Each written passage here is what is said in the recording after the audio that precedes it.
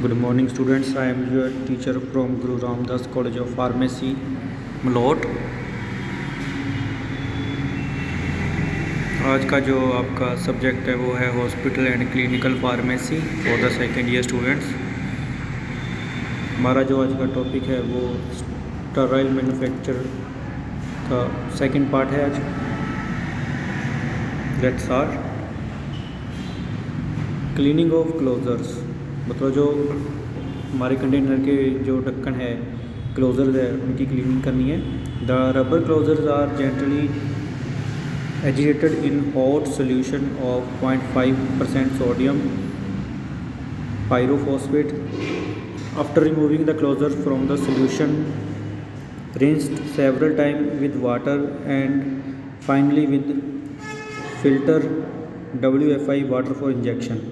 जो rubber closure है उसको पहले 0.5% सोल्यूशन जो सोडियम पायरोफॉस्फेट का है उसके साथ गर्म करना है। उसके बाद उसको काफ़ी टाइम के लिए बार बार जो प्यूरीफाइड वाटर है जैसे कि वाटर फॉर इंजेक्शन है उसके साथ उसको साफ़ करना है। Then they sterilise by autoclaving, उसके बाद उसकी ऑटोक्लेविंग करनी है। And stored in close container until ready for use, उसके बाद उसको की स्टोरेज करनी है क्लोज कंटेनर में।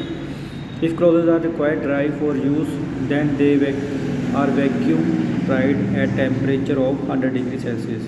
अगर हमको जो क्लोजर्स है वो ड्राई फॉर्म में चाहिए तो उनको क्या है, वैक्यूम ड्राइड करेंगे जिसका टेम्परेचर 100 डिग्री सेल्सियस तक होएगा। Next, product preparation, compounding of product. जो प्रेपरेशन हमने जो भी प्रोडक्ट चाहिए उसकी प्रेपरेशन चेक करनी है। सबसे पहले कंपाउंडिंग आती है। The accuracy of compounding, homogeneity of solution, suspension and mixture, maintenance of temperature etcetera should meet the rigid standard accepted in pharmaceutical procedures. It should be compounded under clean environment. जो भी preparation करनी है, जो भी product की preparation करनी है उसके जो क्वालिटी है रॉ मटेरियल की वो स्टैंडर्ड क्वालिटी की होनी चाहिए। जो साफ़ सुथरी छाँव में हमने उसको इकट्ठा करना है वहाँ पे उसकी कंपाउंडिंग करनी है। Filtration of solution, the solution must be filtered. After the filtration the solution must be protected from environmental contamination until it is sealed in container. जो भी सोल्यूशन हमने प्रेपरेशन के लिए तैयार किया है उसकी फिल्ट्रेशन मस्ट है, ज़रूरी है, ताकि उसके कोई भी उसके अंदर फॉरेन पार्टिकल जो हमारी बॉडी के अंदर ना जाए। For that purpose bacterial proof filter is used. तो इसके लिए हम बैक्टीरियल प्रूफ एक फ़िल्टर होता है जो इसको फिल्ट्रेशन के लिए यूज़ करते हैं। Filtrate is filled from the collecting vessel to the filling machine. जो फिल्ट्रेशन होने के बाद फिल्ट्रेट हमें मिलता है, जो सोल्यूशन मिलता है उसको हमने फिलिंग मशीन की हेल्प से वेसल्स में कलेक्ट कर लेना है। Third, filling procedure. During the filling of container with the product the precaution must be taken to prevent contamination since the product gets exposed to the environment, equipment and the operator until it is sealed in the closed container. Hence this operation should be carried out in the aseptic filling area where maximum protection is provided by HEPA filter। तो जहाँ पे भी हमने filling करनी है वो area वो contamination से रहित होना चाहिए, उसके अंदर हेपा फिल्टर की प्रेजेंस होनी चाहिए ताकि छोटे से छोटे बारीक से बारीक कण जो एयर में होते हैं वो रिमूव हो सके। Fourth is sealing of filled container should be done immediately to prevent the product contamination. जब भी आप फिलिंग करोगे तो उसके बाद आपने तुरंत उसकी सीलिंग कर देनी है ताकि कोई भी कंटामिनेशन उसके अंदर ना जा सके। The ampoules are sealed by melting a portion of glass neck with a fine jet flame पास।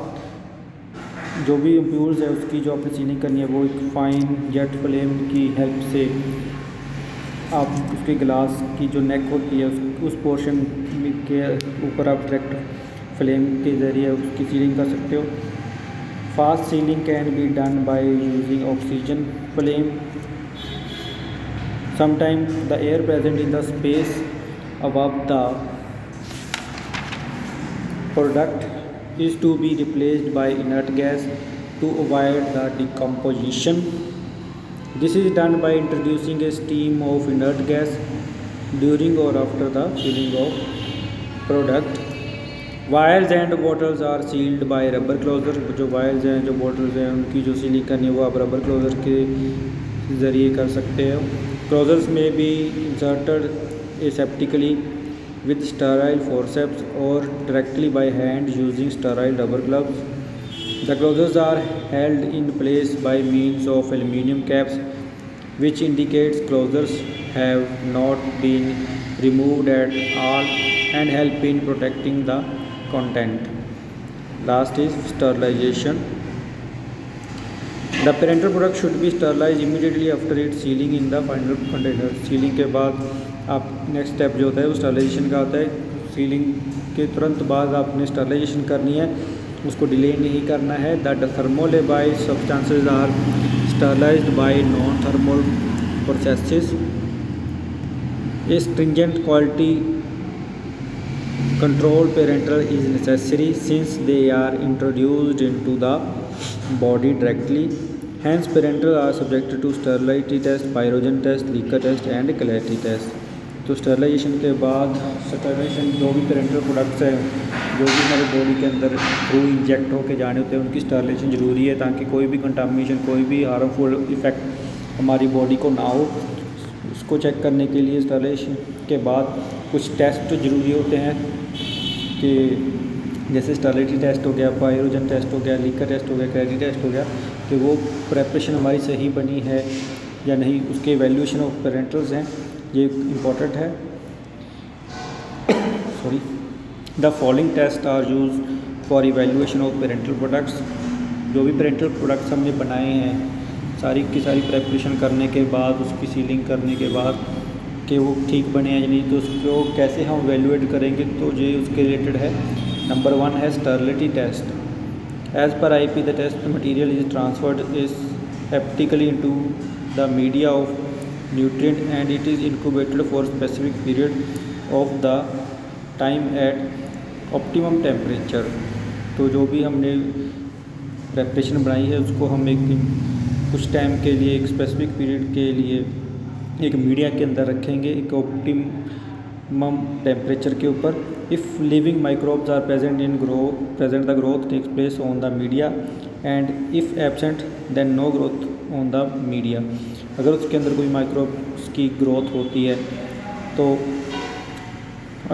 वो टेस्ट हमारे लिए गलत हो जाता है। अगर उसके अंदर कोई माइक्रो ग्रोथ की नहीं होती तो वो उतना ही स्टेबल माना जाता है। Products containing bacteriostatic agents may give false or negative test. Hence, such products diluted to make bacteriostatic agents ineffective and then test is carried out. तो जो जिस भी प्रेपरेशन के अंदर बैक्टीरिया ग्रोथ हमें पाई जाती है तो वो टेस्ट क्या है, नेगेटिव हो जाता है, फाल्स हो जाता है। Second, pyrogen test. Pyrogens are metabolic products of living or dead microorganism which cause increase in body temperature after injection. Since they are water soluble, they can't be removed by autoclaving or filtration. Pyrogen test में क्या है कि जो भी test हमने बनाया होता है उसको पहले हम किसी एनिमल के ऊपर टेस्ट करते हैं, उसको एनिमल के ऊपर इंजेक्ट करते हैं। अगर उसकी बॉडी टेम्परेचर में कोई इंक्रीज़ आता है तो वो टेस्ट क्या है, हमारे लिए गलत हो जाता है। The USP pyrogen test require healthy mature rabbits as test animal to determine the absence of presence of pyrogen in the product. The test solution of drug injected into the ear vein of 3 rabbits to observe the pyrogen response characterized by the rise in temperature. इस test के लिए क्या है कि 3 rabbit लिए जाते हैं, उनकी आँखों की जो वेन्स होती हैं उनमें इंजेक्ट किया जाता है जो भी प्रेपरेशन हमने बनाई होती है। पहले उनका टेम्परेचर इंजेक्ट से पहले नोट किया जाता है। जो भी नॉर्मल होते हैं रैबिट्स उनके ऊपर ये टेस्ट किया जाता है। अगर उनका टेम्परेचर राइज होता है तो मतलब क्या है कि हमारे जो प्रेपरेशन है उसमें पायरोजन प्रेजेंस है।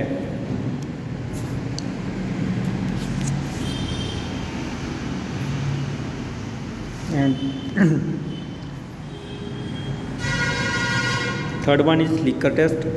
It is performed by producing a negative pressure with an incompletely sealed ampules. The sealed ampules are dipped in color solution, generally methyl blue, under negative pressure. There will be an entry to color solution with the release of vacuum if the ampules is not properly sealed. Leaker test में क्या है कि उसकी हम leakage वगैरह check करेंगे और वो वायल्स को, वो अम्प्यूल्स को हम एक कलर सॉल्यूशन में डिप करेंगे जिसका नाम होता है मिथाइल ब्लू। अगर आपके सॉल्यूशन के अंदर वो मिथाइल ब्लू पेनिट्रेट कर जाती है, उसके अंदर चली जाती है, तो मतलब क्या है, वो अम्प्यूल जो आपकी वो है प्रॉपर तरीके से सील्ड नहीं है या कहीं से कोई क्रैक है, तो इस बात ये भी टेस्ट जो है इवैल्यूएशन में काम आता है। Last one is clarity test. The basic mechanism of clarity testing consist of human visible inspection under good light against black and white background. This helps in visualization of transparent particles against the black background and colored particles against the white background. Visualization inspection will not detect particles smaller than 15 μm. Clarity test में क्या करेंगे, हम हमारे पास दो background होती हैं, white colour की और ब्लैक कलर की। तो जहाँ लाइट पास करा के हम वाइट बैकग्राउंड में देखेंगे, अगर उसमें कोई, अगर हमने उसके अंदर कोई कलर्ड पार्टिकल्स चेक करने हैं तो उसको ब्लैक बैकग्राउंड के अंदर देखेंगे। अगर कोई डार्क पार्टिकल्स है तो उसको हम वाइट बैकग्राउंड के सामने रख के देख सकते हैं। बट ये टेस्ट जो है, जो जिन पार्टिकल का साइज़ 15 μm से कम होता है, ये उनके लिए कैपेबल नहीं होता है। तो ये थे एवेल्यूएशन ऑफ पेरेंटल प्रोडक्ट्स के, कि कैसे कैसे हम अपने पेरेंटल प्रोडक्ट्स को इवेल्यूएट कर सकते हैं, चेक कर सकते हैं कि वो ठीक बनी है या नहीं। Thank you.